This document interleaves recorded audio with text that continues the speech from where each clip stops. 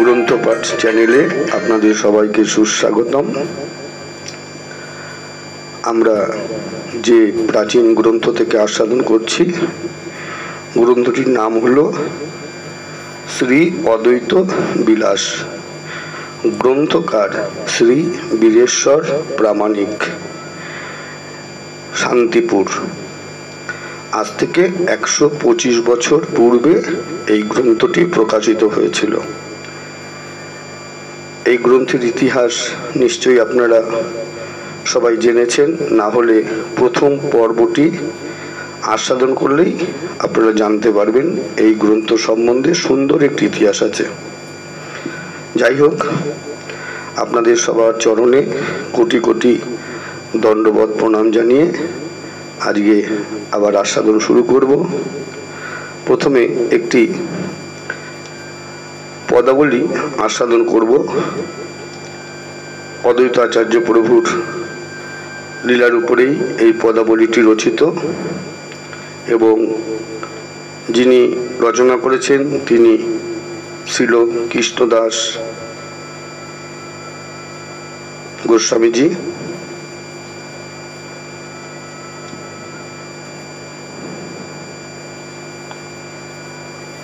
শান্তিপুরের বুড়ামালি বৈকুণ্ঠ বাগান খালি করিয়া আনিল এক চারা, নিতাই মালিরে পাইয়া চারা তার হাতে দিয়া যতনে রপিতে কইল নাড়া। নদিয়া উত্তম স্থান তাহাতে করি উদ্যান, রপিল সে চৈতন্য তরু মালি। বারে তরু দিনে দিনে শাখাপত্র অগণনে, গজাইল যতনে জল ঢালি। পাইয়া ভক্তি জল নাম প্রেম দুই ফল, প্রসবিল সে তরু সুন্দর। সেই দুই ফলের আসে জীব পাখি নিত্য আসে, নিরন্তর করে কোলাহল। আনন্দে নিতাই মালি মাথায় লইয়া ডালি, দুই ফল সবারে বিলায়। নাহি জানি ভেদাভেদ সবার মিটিল খেদ, ফলাস্বাদ সকলেতে পায়। ধরো ধরো লও বলি আনন্দে নিতাই মালি, আচণ্ডালে ফল বিলাইল। যে চায় সে পায়, যে না চায় সেও পায়, যবনেও ফল আস্বাদিল। কি মোর করম ফেরে না হেরিনু সে তরুরে, না চিনিনু সে মালি দয়াল। কৃষ্ণদাস দুরাশয় দন্তে তৃণ ধরি কয়, ধিক ধিক এ মোর পোড়া কপাল। এখন আমরা অদ্বৈত আচার্য প্রভুর লীলা থেকে আস্বাদন শুরু করছি। পূর্ব প্রকাশের পর আজকে সপ্তদশ পর্ব। অদ্বৈত তত্ত্বে প্রকাশ, অতঃপর জ্যোতিপুঙ্গব শ্রী রাধা তত্ত্ব, শ্রীকৃষ্ণের অভিলাষ ও যুগধর্ম প্রবর্তন, হরিভক্তির সংস্থাপন সম্বন্ধে অনেক ভবিষ্যৎ কথার উত্থাপন করিয়া অদ্বৈত প্রভুকে বলিলেন, তুমি কৃষ্ণের এক অংশ। যুগধর্ম প্রবর্তনের সংকল্প করিয়া কৃষ্ণ প্রথমেই তোমাকে পৃথিবীতে প্রেরণ করিয়াছেন। তুমি তাহারই ইচ্ছায় অবতীর্ণ হইয়াছ এবং তাহারই আদেশে শান্তিপুরে অবস্থিতি করিতেছ। তুমি তাহার অভিলষিত কার্যের অর্থাৎ হরিভক্তি সংস্থাপনের মূল কারণ। তুমি ভক্তিহীনতা ও পাষণ্ডতার প্রতিকূলে সংগ্রাম করিবে। তোমার সহিত অনেক সৈন্য ও সেনাপতি সম্মিলিত হইবেন। তুমি গীতা, ভাগবত, আগম ও পুরাণাদিতে ভক্তির শ্রেষ্ঠতা কীর্তন করিবে। তাহা শুনিয়া ঘোর পাষণ্ড-গণ বিমুগ্ধ হইবে এবং সাধন পথ অবলম্বন করিবে। হে কমলাক্ষ, হরিনামের কি মহিয়সী শক্তি, তাহা পরে জানিতে পারিবে। অদ্বৈত কহিলেন, কলির প্রভাব দর্শনে অতিশয় ভীত হইতেছি। পুরীবর বলিলেন, তোমার গুণে কলির প্রভাব বিলুপ্ত হইবে। তোমার তপস্যা ও ভক্তি ব্যাখ্যা কলি দমনের হেতু হইবে। আমি নিশ্চিত বলিতেছি, হরি শীঘ্রই তোমার ভয় বাধা বিনাশ করিবেন। তুমি আর কিছুদিন কৃষ্ণ ধ্যানে নিযুক্ত থাকো। পুরীশ্বরের ভবিষ্যৎবাণী শ্রবণে অদ্বৈত প্রভু অত্যন্ত আনন্দিত হইলেন এবং পুনরায় বলিলেন, আমি অকৈতব প্রেমতত্ত্ব শুনিতে বাসনা করি। কোন ধর্ম গুপ্ত, কোন ধর্ম ব্যক্ত এবং কোন সাধনে জীব মুক্তি লাভ করিবে, কৃপা করিয়া কীর্তন করুন। পুরীশ্বর উত্তর করিলেন, নাম সংকীর্তন কলিকালের পরম ধর্ম। কলির অখিল লোক একমাত্র হরিনাম কীর্তনেই মুক্তিপ্রাপ্ত হইবে। নামই চিন্তামণি, নামই ভগবানের স্বরূপ। পুরীরাজ ইহাও কহিলেন, কলির জীব হরিনামামৃত পান করিয়া নবজীবন লাভ করিবে। নাম সংকীর্তন গুণে ভববন্ধন হইতে বিমুক্ত হইবে বটে, কিন্তু কেহ কেহ আবার শুদ্ধ সত্য আচরণে ভজনা করিয়াও ত্রিগুণের খর্বতা সাধন দ্বারা শুদ্ধ ভক্ত হইয়াও মোক্ষধামে গমন করিবে। শুদ্ধ সত্য বিশেষানাৎ বৈরী রাগ সমন্বিতম। শুদ্ধ সত্য বিশেষানাং বৈধি রাগ সমন্বিতম। ঈশ্বরত্ব যথা রাগ জায়তে গোলকালয়। শুদ্ধ তত্ত্ব রাগে ঐশ্বর্য জ্ঞান হইলে জীবের গোলকে গমন হইয়া থাকে। অদ্বৈতাচার্য কহিলেন, শ্রীপাদ, শুদ্ধ সত্যের আচরণ কি প্রকার, শুদ্ধ সত্য লক্ষণ কি এবং বিশুদ্ধ তত্ত্ব রাগী বা কিরূপ, বিস্তারিত রূপে কীর্তন করিয়া কৃতার্থ করুন। আপনার শ্রীমুখের বচন বেদ বাক্যের ন্যায় আপ্ত বাক্য বলিয়া আমার বিশ্বাস। মাধবেন্দ্র বলিলেন, শুদ্ধ সত্যাচারী হরিনাম ও দীক্ষা মন্ত্র লইয়া ঈশ্বরত্ব জ্ঞানী সাধুর বিধান অনুসারী ব্রজভাব আশ্রয় করে না। পরে তুমি সে বিধান তত্ত্ব ব্রজভাব যথাযথ অবগত হইবে। রাগ তত্ত্ব অত্যন্ত গুহ্য, বাক্যে প্রকাশ করাও দুষ্কর। সাধুসঙ্গ করিয়া বিধি অনুসারে ভজন করিলে ঈশ্বরত্ব হেতু ধামান্তর প্রাপ্তি হয়, ব্রজধাম প্রাপ্তি হয় না। ঐশ্বর্যবিহীন হইয়া কৃষ্ণ ভজন নিরতিশয় কঠিন ব্যাপার। ইহার অধিকার কেহ সহজে লাভ করিতে সমর্থ হয় না। রাধা কৃষ্ণ তত্ত্ব অতীব দুর্লভ, বেদ বিধি শাস্ত্র তন্ত্রের অগোচর। জগতে অকিঞ্চন কৃষ্ণ ভক্ত নিতান্ত বিরল। সাধু সহবাসে থাকিয়া সাধুর উপদেশে প্রগাঢ় রূপ শ্রদ্ধাবান হইয়া সর্বদা সুবিমল প্রেম ধ্যান ও সহজভাবে দেববাঞ্ছিত ভক্তির আরাধনা করিলে তবে জীব অকিঞ্চন কৃষ্ণ ভক্ত হইতে পারে। তাদৃশ ভক্ত নিরন্তর নিত্য বৃন্দাবনে স্থিতি করেন। সাধু সঙ্গ গুণে মানব শুদ্ধ সত্য হয়। সেই শুদ্ধ সত্য ধর্মে ঈশ্বরত্ব করিলেই বস্তুতে বঞ্চিত হইতে হয়। ঐশ্বর্য মিশ্রিত ভাব এককালে বর্জনীয়। বিন্দুমাত্র ঐশ্বর্য বস্তু লাভের অন্তরায়, ব্রজধাম প্রাপ্তির প্রতিবন্ধক।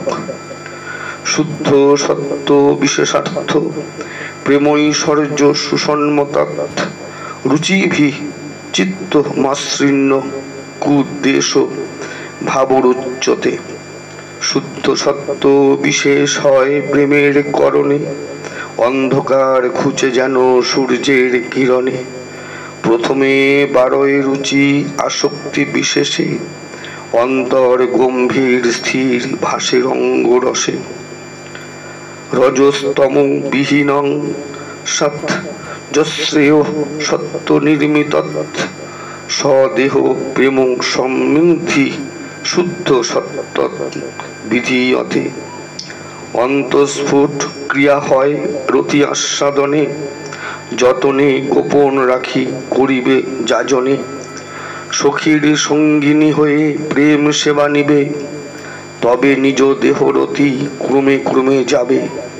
পুনর্বার কৃষ্ণরতি দেহেতে পাইবে, সাধকত্ব পেয়ে তবে নিত্য প্রকাশিবে।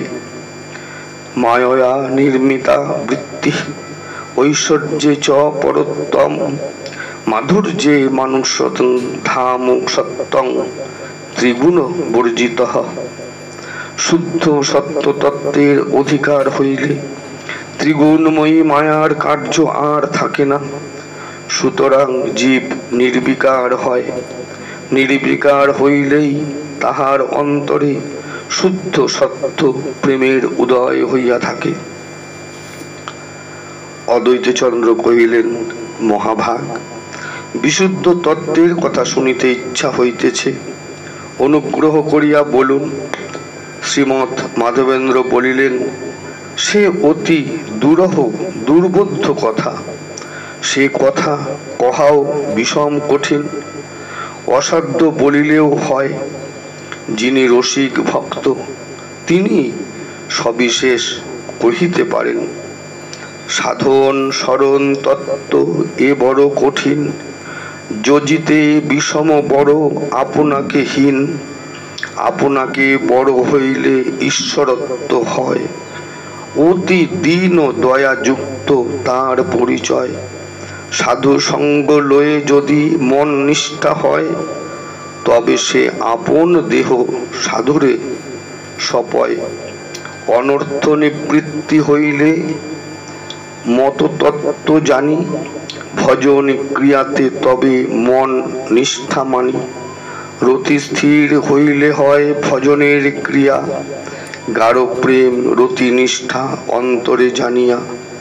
দিবারাত্রি বারে তাঁর অনুরাগ প্রেম, নিষ্ঠা রুচি হইলে হয় যেন শুদ্ধ হেম।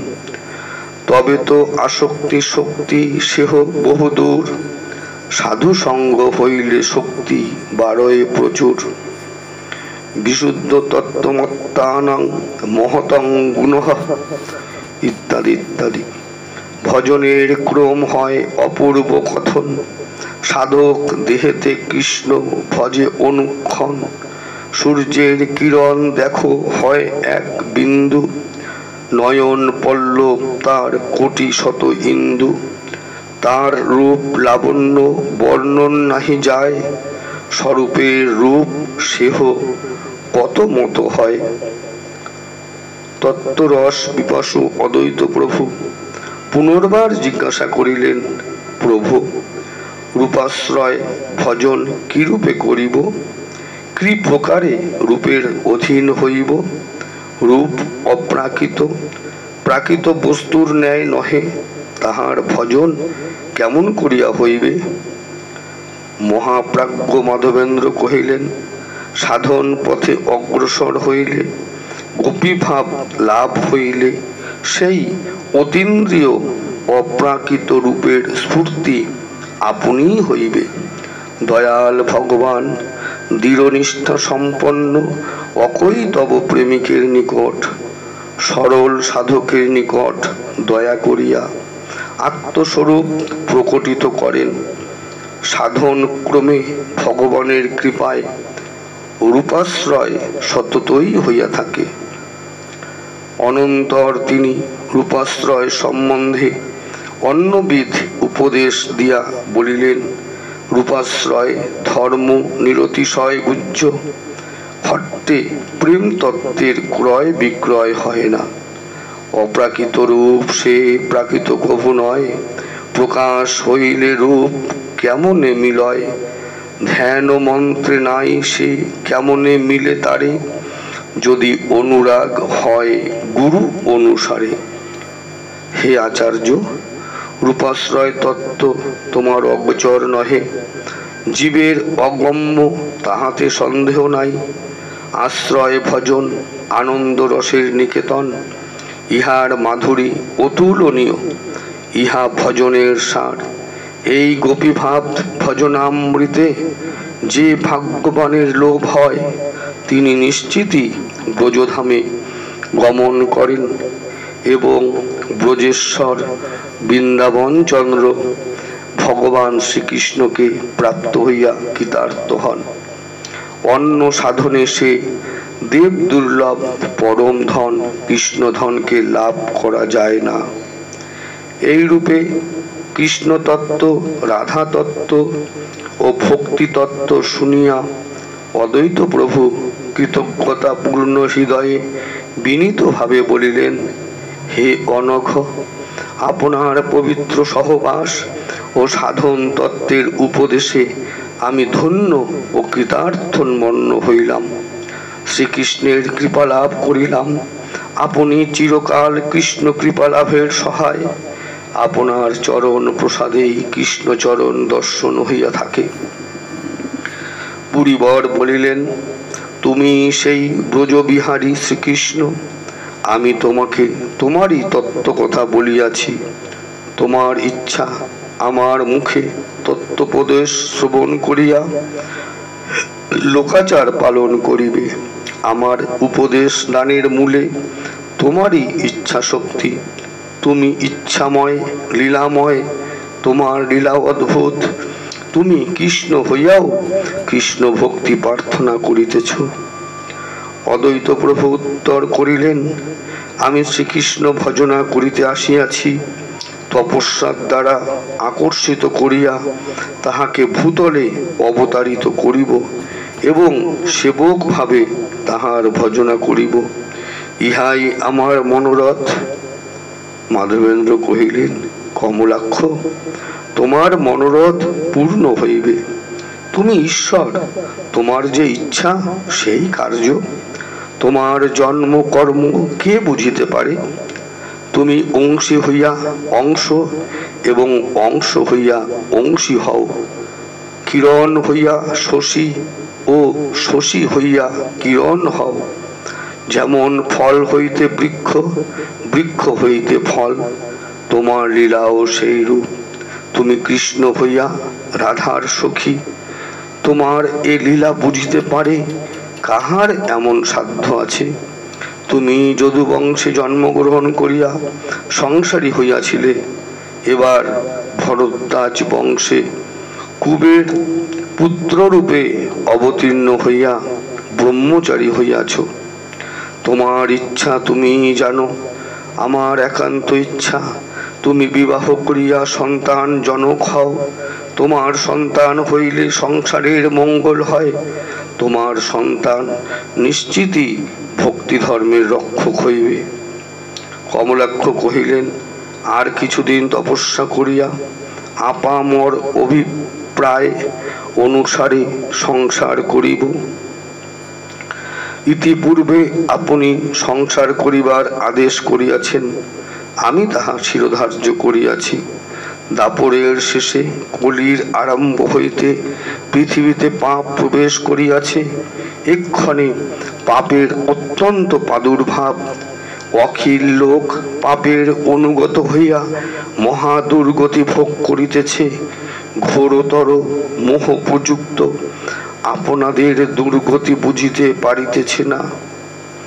আমি পাপ নিবারণ, দুর্গতি হরণ ব্রজেশ্বর শ্রীহরিকে আনয়ন করিয়া জগতের দুর্গতি দূর করিব। নাম সংকীর্তন এবং প্রেম ভক্তি প্রচার করিয়া পাপ তাপ বিনাশ করিব। এই জন্যই আমার তপস্যা ও ব্রহ্মচর্য অনুষ্ঠান। হে ব্রজরসজ্ঞ, আপনি আশীর্বাদ করুন যেন ভক্তাধীন ভগবান অবিলম্বে আমার এই মনোবাঞ্ছা পূর্ণ করেন। আপনার সহায়তার আশ্রয় গ্রহণ করিয়া ব্রজলীলা হইয়াছিল। আপনি রাধা কৃষ্ণ প্রেমের নিদান বা সংঘটক। পুরীরাজ কহিলেন, রাধা কৃষ্ণ পরস্পর পরস্পরের প্রেমের মূলীভূত। কৃষ্ণ নাম রাধিকার জীবন আধার, রাধা নাম শ্রীকৃষ্ণের স্বরূপ প্রচার। দোহা লাগি দোহাকার বিলাস আকার, সখী বুদ্ধি হয় তার রসের আগার। ব্রজেন্দ্র নন্দন শ্রীকৃষ্ণ স্বয়ং ভগবান, শ্রীরাধিকা তাহার আহ্লাদিনী শক্তি। উভয়ে প্রকটা প্রকটে নিত্য বিহার করেন, এ কথা পূর্বেই বলিয়াছি। পরকীয়া অভিমানে লীলা সংকল্পিত। মাতা পিতা সখা সখী দাস অভিমান, ভক্ত অনুযায়ী হয় লীলার প্রমাণ। তাহাতে জানিল আমি তব অভিপ্রায়, এই সব প্রকাশিবা বুঝিল আশয়। হে ভক্তাবতার, তুমি প্রেম ভক্তিতে উন্মত্ত হইবে, বাউল হইবে। তুমি ভক্তির অভাব অবলোকন করিয়া পৃথিবীতে আসিয়াছ। তুমি রাধা কৃষ্ণ তত্ত্বের ব্যাখ্যা, প্রেম ভক্তির প্রচার ও হরিনাম যজ্ঞের অনুষ্ঠান করিবে। তাহা আর বলিতে হইবে কেন? কলিকালে নাম যজ্ঞই শ্রেষ্ঠ, উহার তুল্য যজ্ঞ আর কিছুই নাই। তোমার সংকল্পিত এই নাম যজ্ঞে বর্ণাশ্রয় ও কার্যাভাসের প্রয়োজন হইবে না। অদ্বৈত প্রভু বলিলেন, এ যুগে 32 অক্ষর 16 নাম ভগবানের কৃপা বিধান। বৃহন্নারদীয় পুরাণ, ব্রহ্মাণ্ড পুরাণ ও অগ্নি পুরাণে হরিনামের বিধি ব্যবস্থিত হইয়াছে। হরের নাম হরের নাম হরের নামৈব কেবলম, কলৌ নাস্তেব নাস্তেব নাস্তেব গতিরন্যথা। জগৎবন্ধু অদ্বৈত এই বলিয়া বিরত হইলেন। সাধু সত্যম মাধবেন্দ্র বলিলেন, হে কমলাক্ষ, তোমার হুঙ্কার আকর্ষণে গোলক বিহারী ভুলোকে অবতীর্ণ হইবেন তাহাতে সন্দেহ নাই। তোমার মনোবাসনা শীঘ্রই পূর্ণ হইবে। আমি এখানে অনেক দিন যাপন করিলাম, আর বিলম্ব করিতে পারি না। আমি কৃষ্ণাধীন, আমাকে বিদায় দাও। অদ্বৈত অত্যন্ত আগ্রহের সহিত আর কিছুদিন অবস্থিতির অনুরোধ করিলেন। পুরীশ্বর কহিলেন, পূর্বেই বলিয়াছি, গোপাল আমাকে মলয় চন্দন আনয়নের আদেশ করিয়াছেন। তজ্জন্য আমি শ্রীধাম পুরুষোত্তমে গমন করিব। আচার্য জিজ্ঞাসা করিলেন, গোপাল চন্দন আহরণের আজ্ঞা করিয়াছেন কি জন্য? তাহা শুনিবার নিমিত্ত আমার অত্যন্ত কৌতূহল হইতেছে। পুরী উত্তর করিলেন, গোপাল স্বতন্ত্র ইচ্ছাময় ঈশ্বর, দীন দয়াল। এ দীন অধমের প্রতি দয়া করিয়া প্রকাশিত হইয়াছেন এবং স্বপ্নে কহিয়াছেন, মাধবেন্দ্র, আমার অঙ্গে অত্যন্ত উত্তাপের উদ্ভব হইয়াছে। তুমি নীলাচল হইতে মলয় চন্দন আনিয়া তাহার বিলেপন দ্বারা এই উত্তাপ নিবারিত করো। আমি গোপালের সেই স্বপ্নাদেশ শিরোধার্য করিয়া নীলাচল গমনার্থ বাহির হইয়াছি এবং মদন গোপালের ইঙ্গিতে তোমার সদ্বাঞ্ছা কর্ষণে শান্তিপুরে আসিয়াছি। তুমি কৃষ্ণ ভক্তি রত্নাকর, অন্তরে নিরন্তর জগতের কল্যাণ কামনা পোষণ করো। সেই জন্য তোমার প্রতি চিত্তের কেমন এক অনির্বচনীয় আকর্ষণ আছে। পুরীশ্বর প্রমুখাত শ্রীকৃষ্ণের দয়ার কথা শ্রবণ করত প্রেমময় অদ্বৈত প্রেমের আবেশে হুঙ্কার করিয়া বলিলেন, কৃষ্ণচন্দ্রের করুণা ও ভক্তবাৎসল্যের অন্ত নাই। তিনি চিরদিন ভক্তের সুখ বৃদ্ধি করেন। ভক্তের নিমিত্ত প্রকাশিত হইতে তাহার কালাকাল বিচার নাই। এই বলিয়া ভাবনিধি ভাবোচ্ছ্বাসে স্তম্ভিত হইয়া চিত্রার্পিতের প্রায় উপবিষ্ট রহিলেন। কিয়ৎক্ষণ পরে তিনি ভাব সম্বরণ করিলে মহাভাগ মাধবেন্দ্র বিদায় চাহিলেন। অদ্বৈত আচার্য গীতাঞ্জলি হইয়া কহিলেন, প্রভু, আমি ক্ষুদ্র জীব, আপনি ব্রহ্ম তেজময় মহাপুরুষ। আমাকে কৃপা গুণে দর্শন দিয়া ধন্য করিলেন, তত্ত্বজ্ঞান দানে কৃতার্থ করিলেন। আপনার চরণে আমি চির বিকৃত হইলাম। শ্রীমৎ মাধবেন্দ্র গাঢ় প্রীতি ভরে তাহাকে আলিঙ্গিত করিলেন এবং কহিলেন, তুমি যেই হও, তোমার প্রতি যেন চিরদিন আমার রতি ও মতি থাকে। অদ্বৈতচন্দ্র পরিক্রম এবং সাষ্টাঙ্গে প্রণাম করিয়া তদীয় পদধূলি লইলেন। তিনি সংকোচ প্রকাশ পূর্বক কৃষ্ণ নাম উচ্চারণ ও আশীর্বাদ করিয়া দক্ষিণাভিমুখে যাত্রা করিলেন। পুরীশ্বর মাধবেন্দ্রকে বিদায় দিয়া অদ্বৈত প্রভু পুনরায় তপস্যায় নিযুক্ত হইলেন। শ্রীপাদ মাধবেন্দ্র 2 মাস কাল অদ্বৈতালয়ে অবস্থিতি করেন। সাধু মর্যাদক গুরুভক্ত অদ্বৈত তাহাকে প্রত্যহ সহস্তের পাকভিক্ষা করাইয়াছিলেন। মহামতি মাধবেন্দ্র পুরী এবং অদ্বৈত প্রভুর প্রশ্নোত্তর গোষ্ঠীর সময়ে কৃষ্ণদাস ব্রহ্মচারী নিকটে উপস্থিত থাকিয়া ভৃত্যের ন্যায় উভয়ের সেবা করেন। তিনি সমুদায় প্রশ্নোত্তর মনোযোগপূর্বক শ্রবণ করিয়া স্বীয় কর্চায় লিখিয়া রাখেন। কৃষ্ণদাস ব্রহ্মচারী অদ্বৈত প্রভুর প্রায় সমুদায় লীলাই লিপিবদ্ধ করিয়াছিলেন। লোকাচার দীক্ষা প্রভু মাধবেন্দ্র স্থানে এহি মতে জানিল যে প্রচার বিধানে। জয় নিতাই, জয় গৌর। শ্রী অদ্বৈত বিলাস গ্রন্থের আজকের